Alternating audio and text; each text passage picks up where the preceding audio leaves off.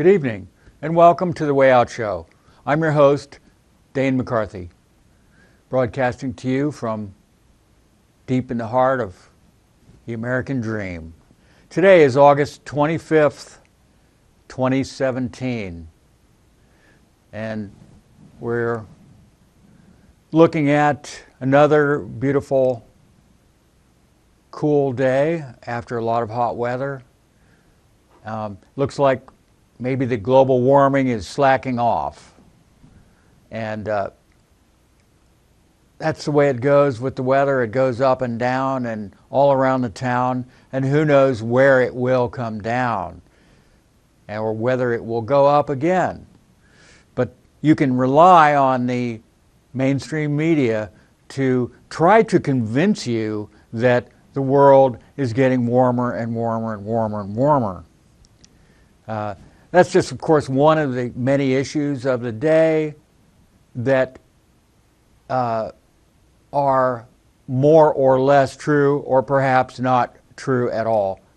And you know, many people forget that there's an issue that global warming is not addressed by global warming alarmists, and that is that global warming, the real question is global warming caused by human activity? Not, is the world warming? The world, you could say, there is a long-term trend of global warming ever since the end of the Ice Age about 12,000 years ago. Okay? Yes, we had an enormous ice age. People forget about that. And all of the civilization that we know about, or that it's accepted by science, by mainstream science, is post-glaciation. And some of those glaciers during the Ice Age were supposedly like a mile thick. And they crushed, they flattened mountains, they formed rivers, they pushed the world around and the land around with such force over such a long period of time. It's almost hard to imagine the power of nature.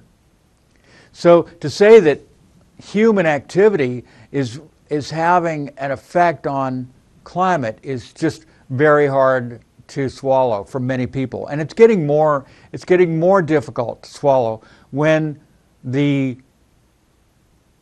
facts start coming out about how the data is being manipulated, massaged to make it look warmer. And you know, even if the world was warming, it doesn't necessarily mean that humans are causing it, because the world is naturally warming a little bit over time anyway. So a lot of dire predictions have been made, and this started back in the 90s with James Hansen. James Hansen was called the father of climate change or global warming. He's a NASA climatologist. He went before Congress and said that CO2 caused global warming. And his findings were accepted by a certain number of people. But right from the beginning, there has been controversy about whether or not global warming is caused by CO2 levels. Now, it's true that CO2 is a greenhouse gas, but that doesn't necessarily make it a bad thing. The question is, there are many greenhouse gases. Water vapor is also a greenhouse gas. Water vapor in the air has an effect on the climate.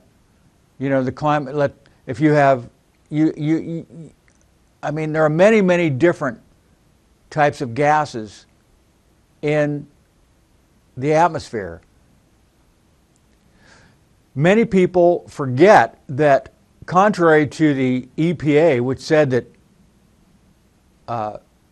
CO2, carbon dioxide, was not a toxic or dangerous gas, dangerous to human health, toxic. And they actually stated it that way. CO2 is actually very good for the environment, very good for the planet, necessary for human growth, for human survival. Animals exhale carbon dioxide. Plants require carbon dioxide for growth. They take in carbon dioxide and then they produce oxygen. So the more carbon dioxide that plants take in, the more oxygen they're able to put out into the atmosphere, which is a good thing. So a higher concentration of CO2 in the atmosphere contributes and encourages plant growth. So the idea that more carbon dioxide in the atmosphere contributes to desertification, that means the creation of deserts, is a complete lie. And in fact, when the scientists were believing, the mainstream scientists were believing that the major climate threat to humans was global cooling, they also said that global cooling led to desertification. Now, I would be able to believe that more.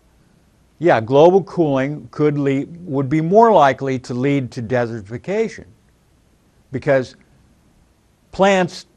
most plants tend to like warmer temperatures.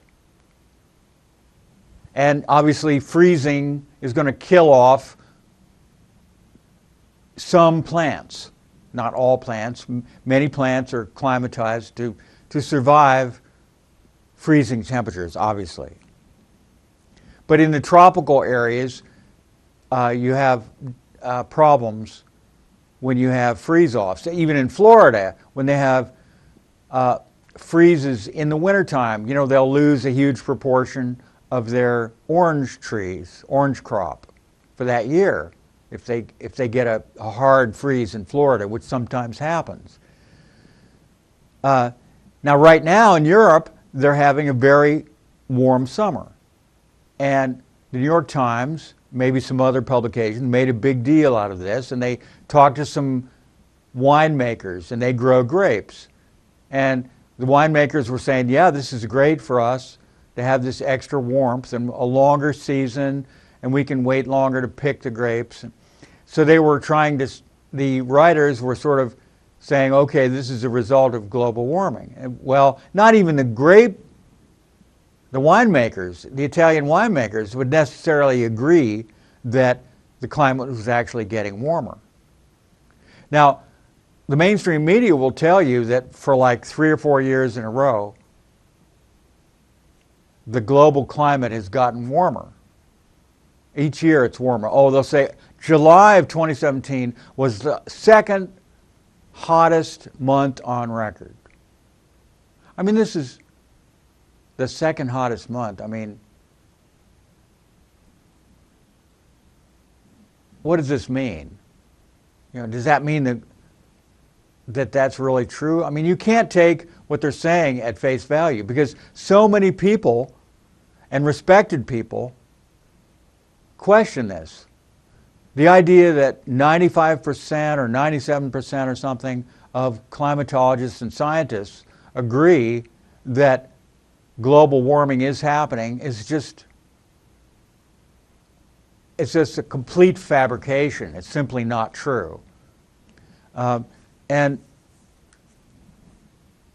an example of that is a book that was written several years ago, just a few years ago, by a guy named Stein, S-T-E-Y-N, maybe there's an E on the end, Mark Stein, wrote a book called A Disgrace to the Profession. And what it is a compilation of quotes from scientists about the hockey stick graph. Now you might question or ask, what is the hockey stick graph? The hockey stick graph is crucial for understanding the issue of climate change. Michael Mann, who was, and maybe still is, a professor at University of Pennsylvania, climatologist, came up with this graph, which was called after, because it looks like a hockey stick. The graph goes along for hundreds of years, and then it goes up very sharply. So it's more or less a straight line, and then whoosh, and where it goes up is like supposed to represent how much warmer the planet has gotten recently. There's only one problem with the hockey stick graph, and many people have pointed this out. Scientists, respected scientists, other climatologists, meteorologists, physicists, people in different fields who understand something about the history of climate, of global climate. It neglects it neglects to show and actually smooths out the bumps and dips in climate history over the last 1,000 years. Because there's something called the the medieval warming period that lasted for like 150 years or more during the medieval period, in which temperatures were actually warmer than they are now, in which winemaking in England was flourishing.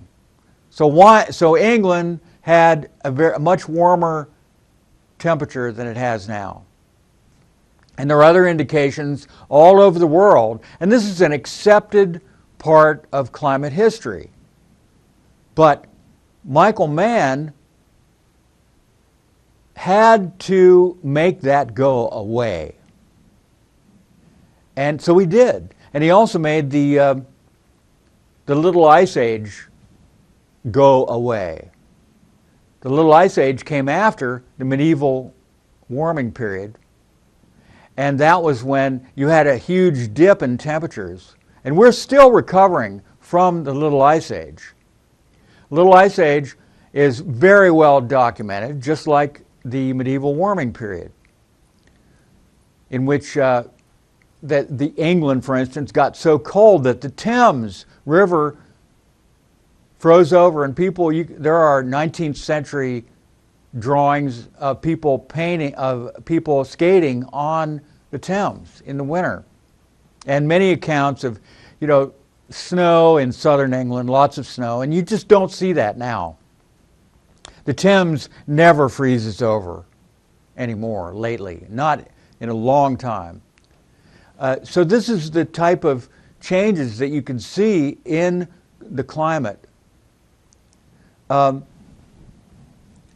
anyway, what this book, A Disgrace to the Profession, Michael Mann, it's longer than that. It goes on longer about, but what it is a collection of comments by scientists critical of the hockey stick graph. And so what happened is Michael Mann sued Mark Stein for defamation of character. Well, Mark Stein countersued. And so right now the suit is mired in Byzantine laws. Somehow it got buried. And this is apparently in Washington, D.C. The suit is just buried. And so nothing has happened with the suit for years. And it's probably because it is so damaging to Michael Mann and the whole theory of man-made climate change. Because remember, this book is not something Mark Stein pulled out of his butt. These are quotes from highly respected scientists from around the world about the problems with the hockey stick graph. And Michael Mann, because Michael Mann and other climatologists who support the theory of man-made global warming have gone to great lengths to stifle anyone who tries to publish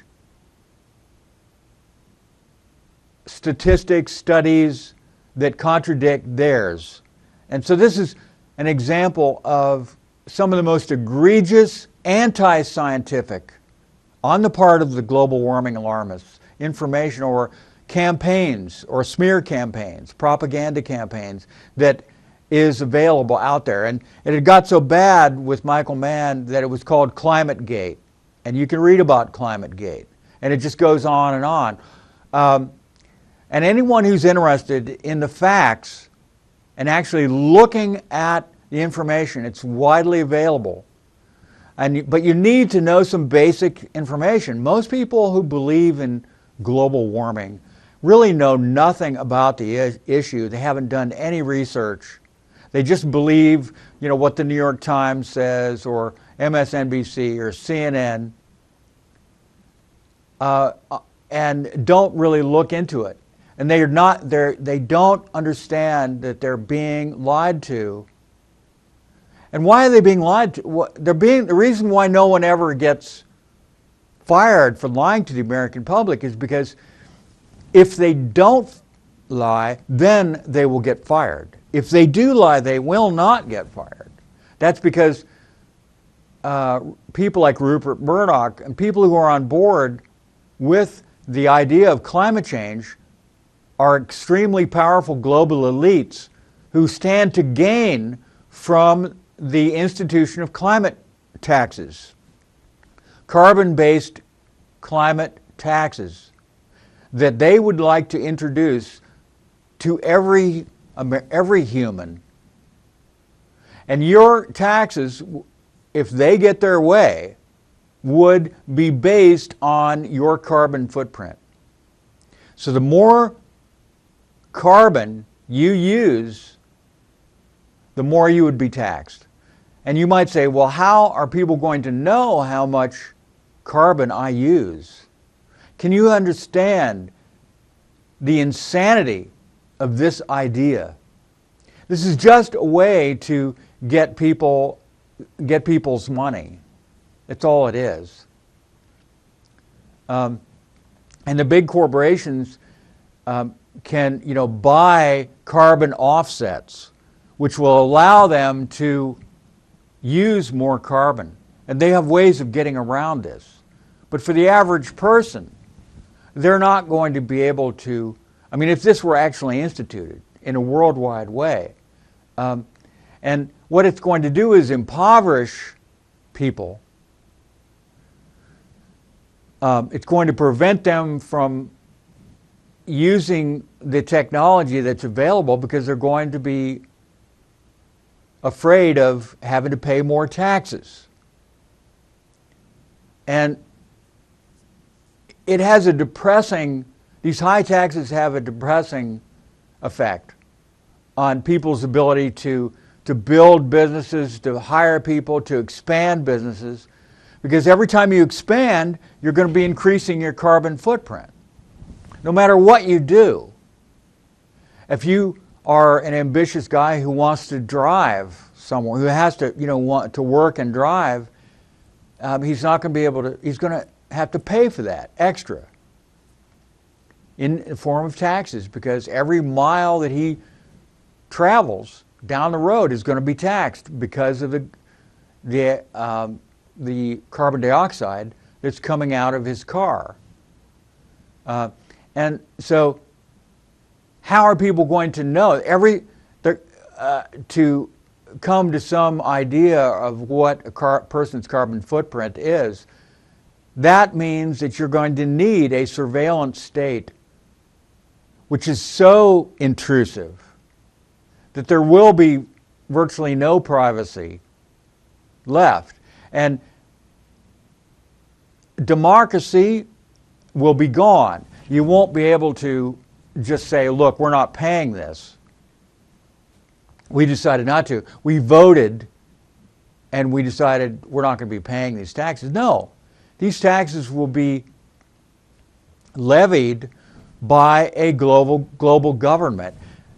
A global government is required in order to make this thing work. And the actual effect on the amount of carbon dioxide emitted will be minimal, because the big polluters will just buy carbon offsets so they can continue to pollute.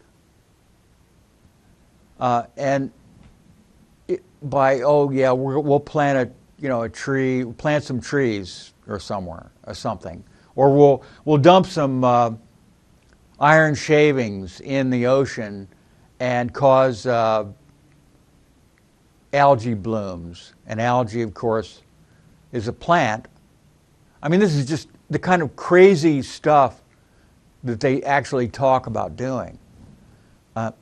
And what it really is a way to control the population of the world and ultimately reduce the population of the world. Because if you really talk to these people and find out what their agenda is, the ultimate goal is to reduce the population of the planet by as much as 95 or 97%. And if you look at the Georgia Guidestones, the message to the world, it was put up in the late 80s, and they're still there for anyone to see.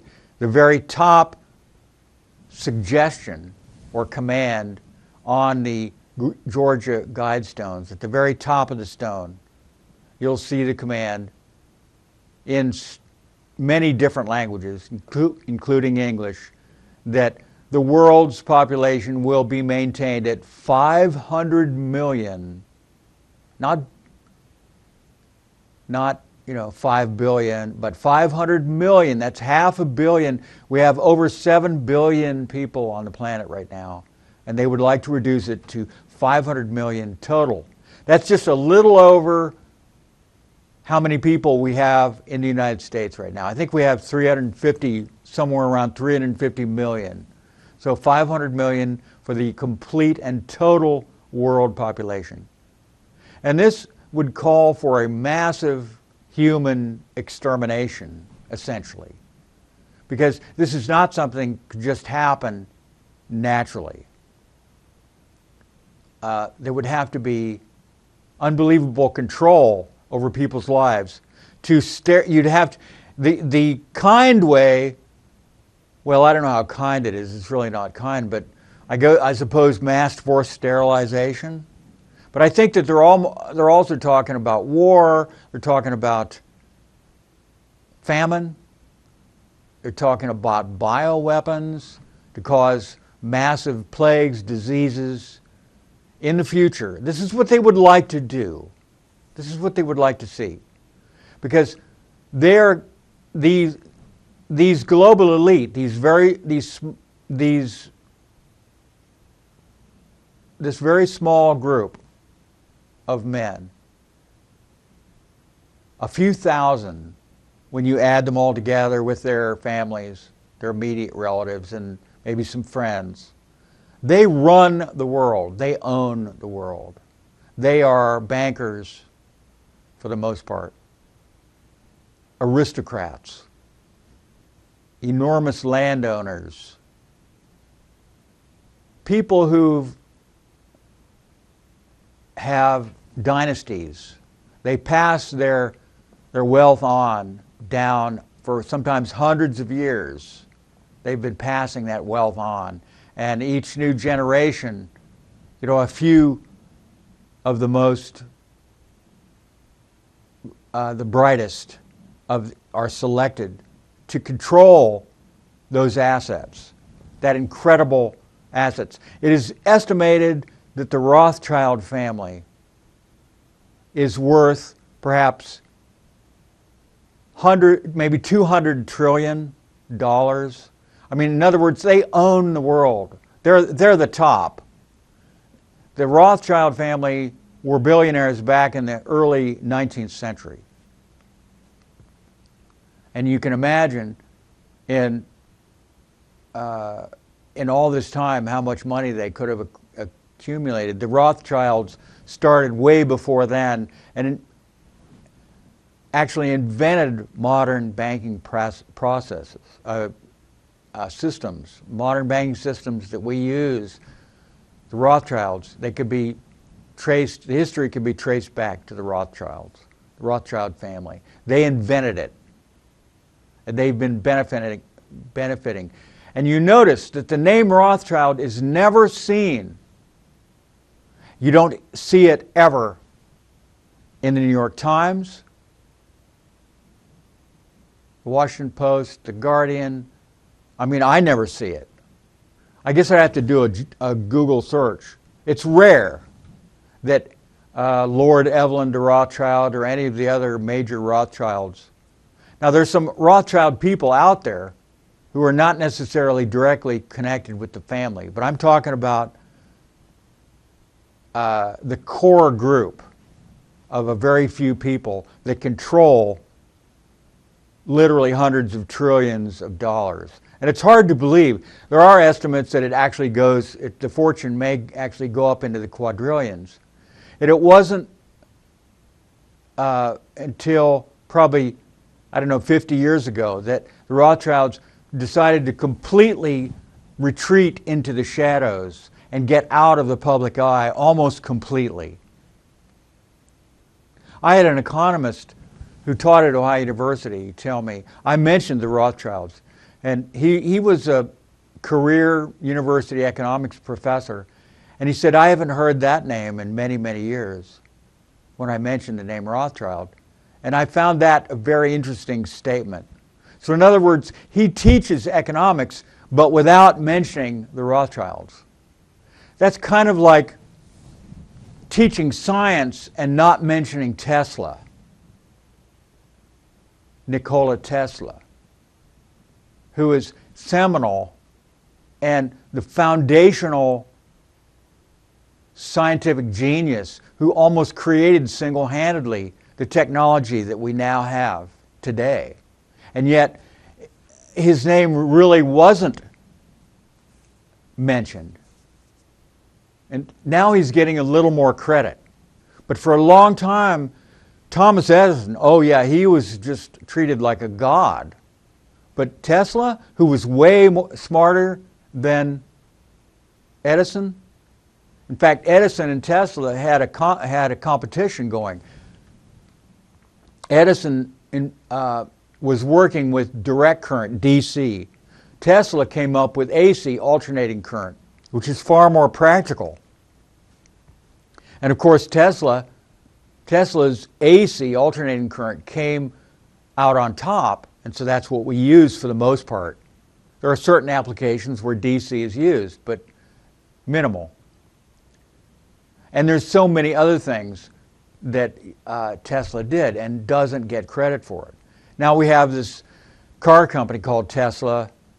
I remember there was a rock band, I think in the 60s, called Tesla, or 70s. And he was a kind of a mysterious figure back then.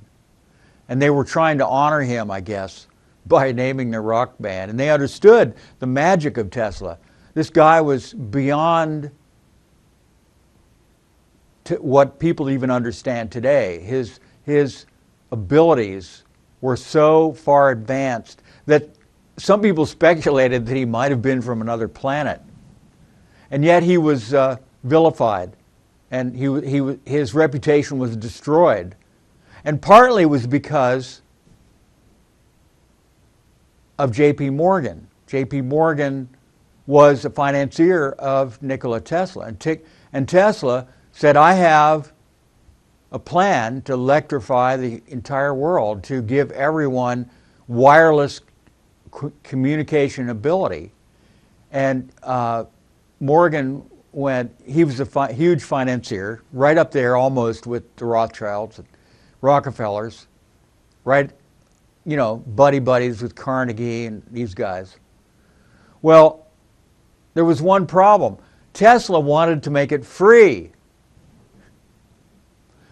And J.P. Morgan wasn't going to give up his profit motive, and he decided that he was going to cut Tesla loose. And this is probably where Tesla's fall into almost obscurity started. It was from this powerful J.P. Morgan. He withdrew his funds from it. He started spreading around rumors that Tesla was crazy, and it went from there. And finally, Tesla ended up on a park bench feeding pigeons, basically, as an old man and living in a hotel room in New York till he finally died. And then, of course, as soon as the U.S. government was able to get a hold of all his notes, his personal writings, his ideas, his diagrams, they just swooped down on his laboratory and just grabbed up everything and squirreled it away and didn't allow people access to this probably the world's foremost genius, right up there with Einstein, maybe even smarter than Einstein. It was said that Tesla could conceive of, design, build, and test a new invention all in his head. And so when he finally got to the point of just building it, he would just build it and it would already be ready to go. He would just build it as a finished and completed machine, invention. And it was done, and it worked. So this is the kind of intelligence we don't see very often. And it really speaks to the abilities of the human mind. If the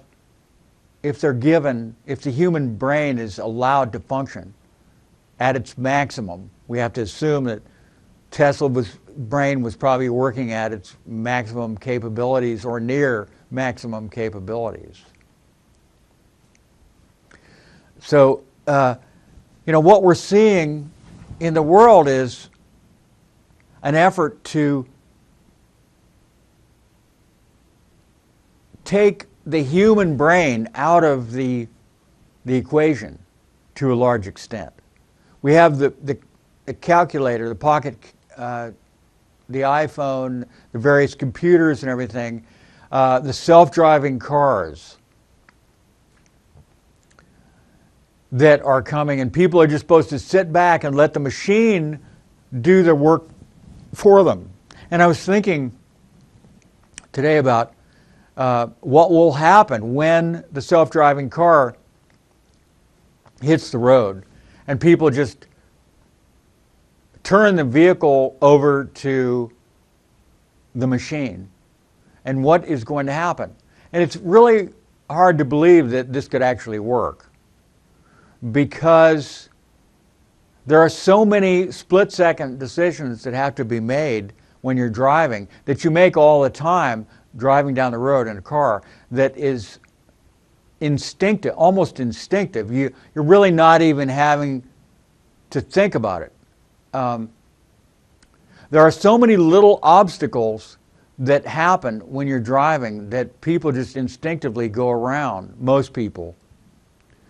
I had to wonder how many of these autopilots will sense a very deep but very small hole in a road in front of them that's right in the line of where your tires are going to go across, that could potentially at high speed just crack something or break something. And I just imagined in my mind all these lines and lines and lines of self-driving cars all going in the same line across the same little pothole.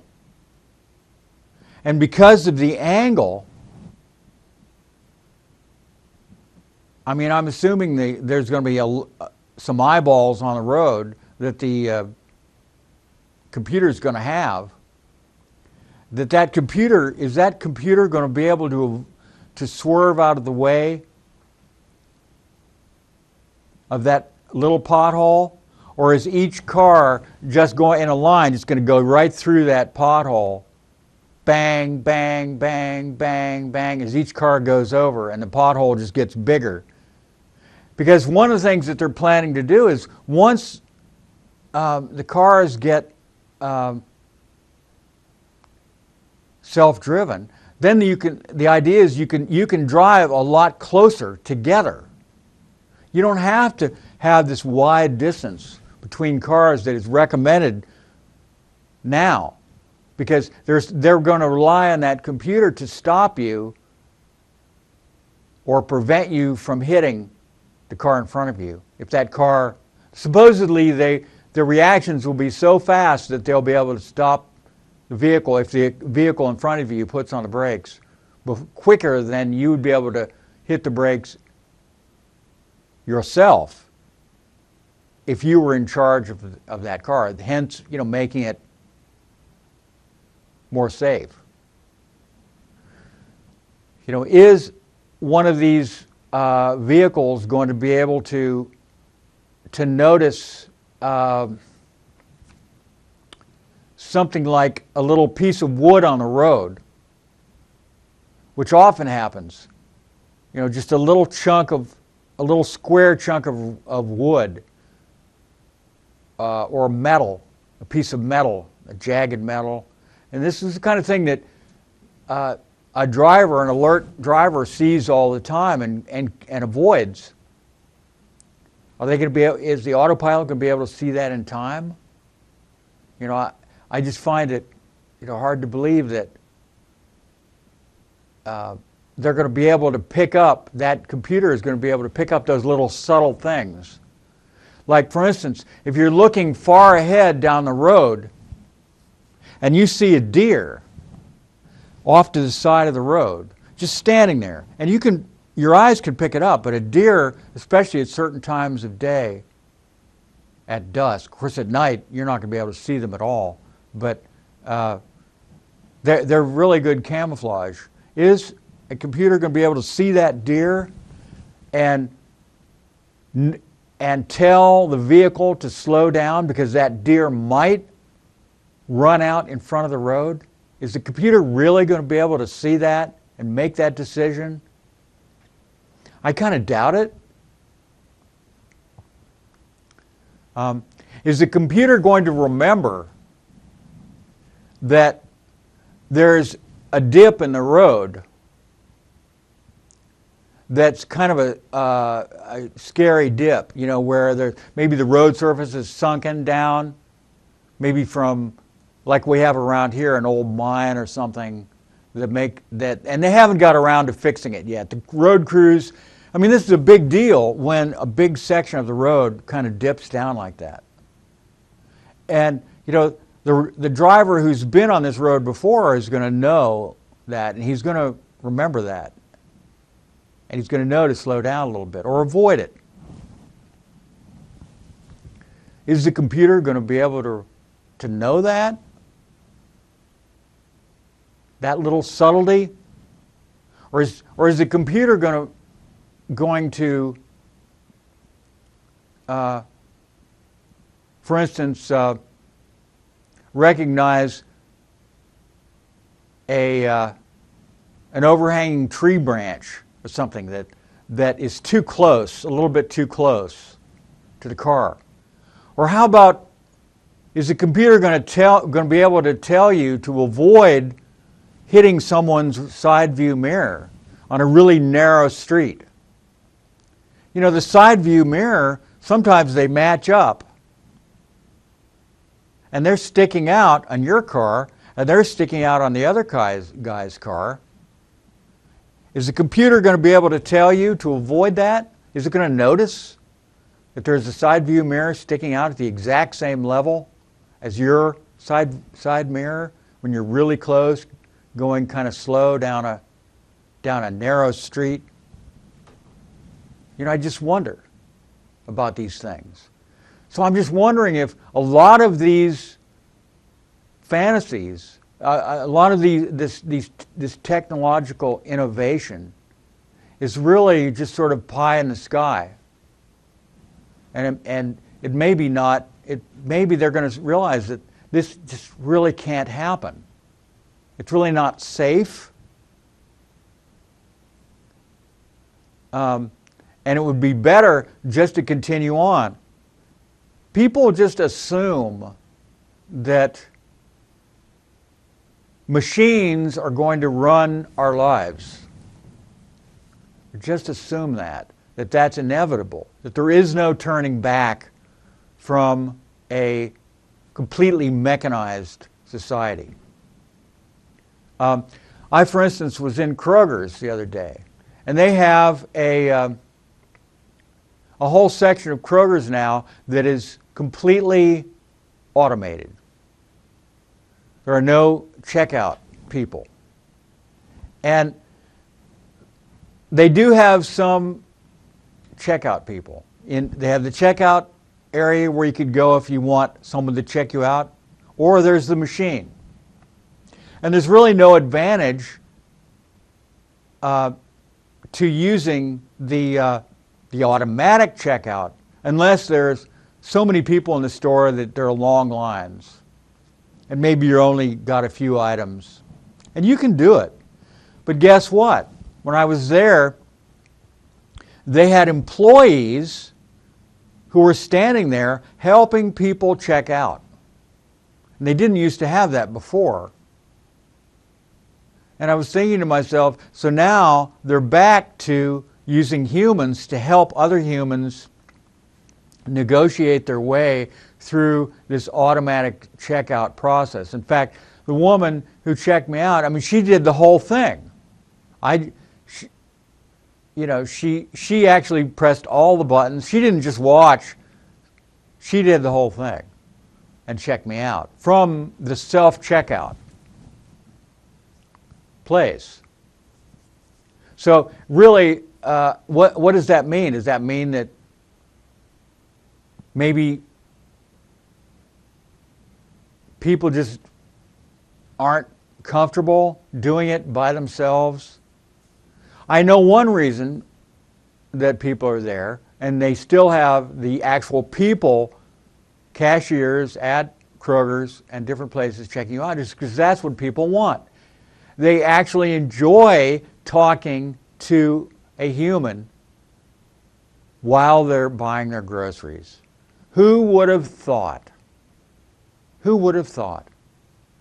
And this is where the planners and the people like Zuckerberg, who are kind of geeks, who don't really understand human interaction, and act like machines themselves to a large extent. They're half mechanized. Their brains are just turning into robots themselves. They don't get it.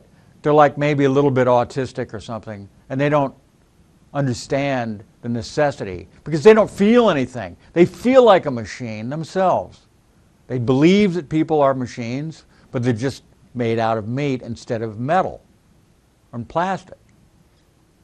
So they don't get it that people would want to talk to someone when they go to the grocery store instead of just going in, grabbing their food, and then getting out.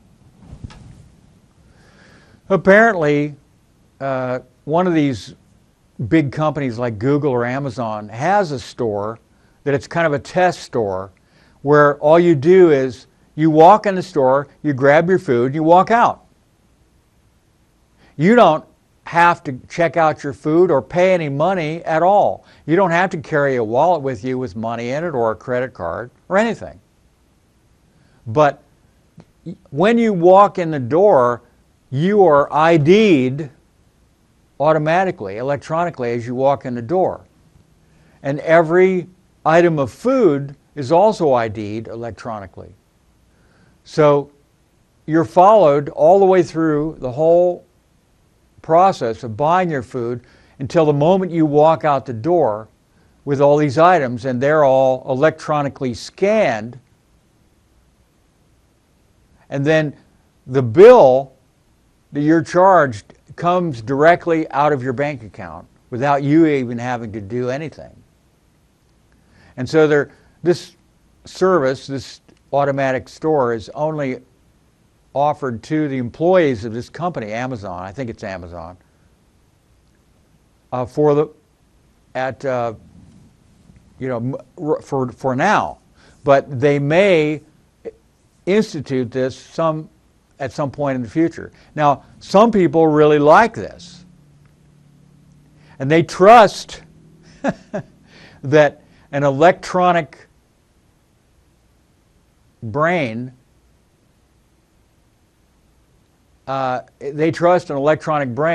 to have access to your account. And of course, this is already happening to a large extent. But there are certain people who don't want anybody to have access to their account without them being present and having a say-so, or your eyeballs on that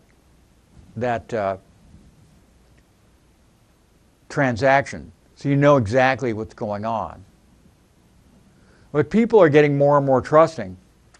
And guess what?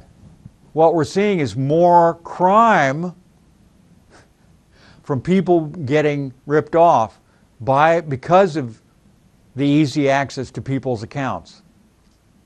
And it's becoming a bigger and bigger problem. And you have whole rings of criminals that just rip people off electronically. So instead of your security or your convenience being improved, or your lifestyle, or your quality of life being improved, it's actually more stressful and more complicated than it used to be.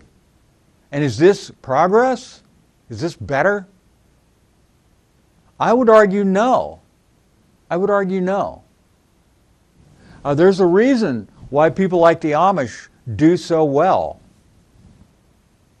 They have a lot of advantages. Their lifestyle has a lot of advantages over the modern lifestyle. They do very well financially. I'm not talking about just quality of life, but actually financially they do very well. They stay out of debt. They are a community. They help each other out. They don't spend a lot of money on fashion because they wear very simple clothes. They do a lot of hands-on labor, which is within their skill level to do. Whether it would be fixing a buggy or building a house or a barn, they know how to do it themselves within the community. They don't get caught up in mortgages, car payments, and they own their land. They're major landowners, and they do very well, and they have a good life. And there is something to be said for this. Now, what we're seeing now is an effort by the mainstream media to do away with people's ability to run their own lives and the independence that comes with that, and the decision making and the problem solving, the skills, the life skills that people need. And as they become more and more dependent on government, they will become more and more like childlike, more and more infantilization. There is the word infantilization, which I've talked about before, in which people are essentially turned into helpless infants. They know nothing. They're completely incapable of standing on their own 2 feet and living as a free individual who makes up their own mind. And I've seen it. I've seen it happening. These are the people who want systems to take care of them, and the systems become more and more streamlined and larger. And they think that this is progress. As the systems get bigger, the possibility for the exploitation of that individual becomes greater. If you give people power, the more power that you give them, the more likely it is that they will exploit that power that they have for their own gain, their own personal gain, or their own personal pleasure. Some people love power. They love the feeling that it gives them, the feeling of being in control over others. And they become quite, demonic about it. And they actually find this feeling of power over others enjoyable. And it's very dangerous. When it becomes like a drug that you're addicted to. Yes, you can become addicted to power. And this is one of the major reasons why socialism does not work over the long haul. Because you're giving a small group of people too much power over you. And you become dependent on those people. That's in the best case scenario. The worst case scenario is that you become literal slaves to those people in power. And they can control you so much that your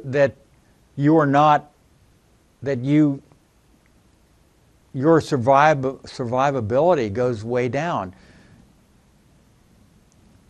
Then you might say, well, if the people were good, if they were beneficial, if they had your best interests at heart, these very few aristocrats, let's say, who are owning you and running the show, you would be okay. Well, we've seen the history of slavery and where it goes. And yes, there are good masters. But if that good master dies or sells you, then you may have a bad master. And then it's not so good. Then you're not being protected, you're being exploited. So there's always that possibility. Once you turn over your personal sovereignty, you are essentially at risk of becoming a slave. And that's why individuality is so important, and why people who think about these kind of things have decided that socialism and communism just is not going to work. No, they're not going to work any more than feudalism works. Or any other totalitarian system where they have total control, tremendous power centered in a small group. Whether you call it socialism, communism, or fascism, it's all totalitarianism. There's no difference, really, except in the details. But it's essentially the same. You are giving up your personal control over your life. You no longer own land. You don't run your own life. The major decisions in your life are made for you. And many, many systems operate this way, in which, like for instance, the way women are treated and people of lower class in certain systems. You have this in the Hindu system. You have this in the Muslim system. Just as two examples.